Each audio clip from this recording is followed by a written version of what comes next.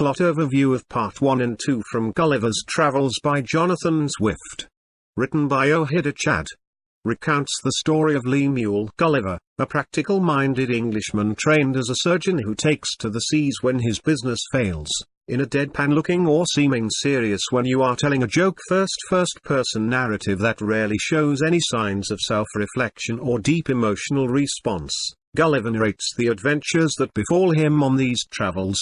Adventure in Lilliput begins when wakes after shipwreck to find himself bound by innumerable tiny threads and addressed by tiny captors in awe of him but fiercely protective of their kingdom, are not afraid to use violence against Gulliver, though their arrows are little more than pinpricks, a very small hole in something where a pin or needle has been pushed into it, or a sudden pain where a pin or needle has been pushed into your skin, but overall, hospitable, risking famine inland by feeding Gulliver, who consumes more food than 1,000 Lilliputians combined could, taken into the capital city by a vast wagon the Lilliputians have specially built, presented to the emperor, entertained by Gulliver, just as Gulliver is flattered by the attention of royalty, eventually becomes a national resource, used by the army in its war against the people of Blefuscu, whom the Lilliputians hate for doctrinal differences concerning the proper way to crack eggs.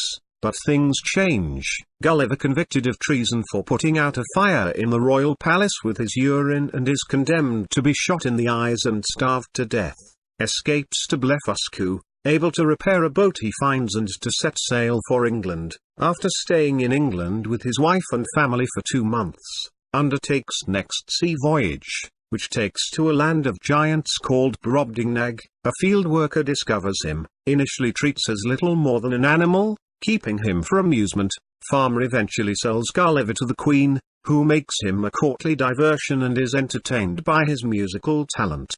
Social life is easy for Gulliver after his discovery by the court, but not particularly enjoyable, often repulsed by the physicality of the Brobdingnagians, whose ordinary flaws are many times magnified by their huge size.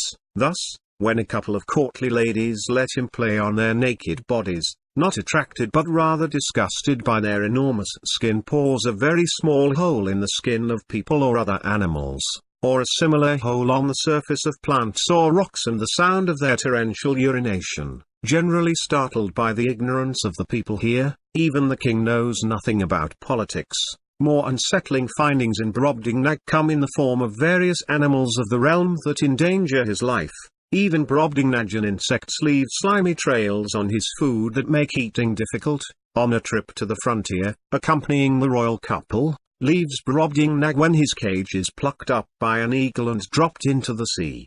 The writer is Assistant Professor of English and Director, Language Center, University of Information Technology and Sciences. Please consider subscribing to my channel. Thanks for watching.